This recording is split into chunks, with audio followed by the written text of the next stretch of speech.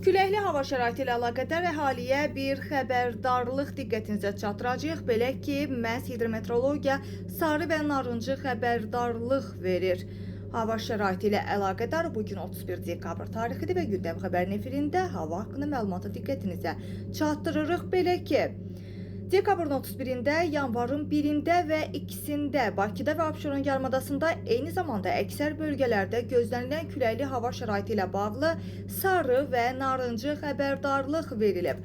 Azərbaycanın rayonlarında yanvarın 1-i gündüz dağlıq ərazilərdən başlayaraq yanvarın 3-ədək hava şəraitinin bəzi yerlərdə arabir yağıntılı olacağı və qar yağacağı gözlənilir. Qeyd olunub ki, ayrı-ayrı yerlərdə yağıntının intensiv olacağı ehtimalı var və gecə və səhər isə bəzi dağlıq ərazilərdə yolların buz bağlayacağı gözlənilir.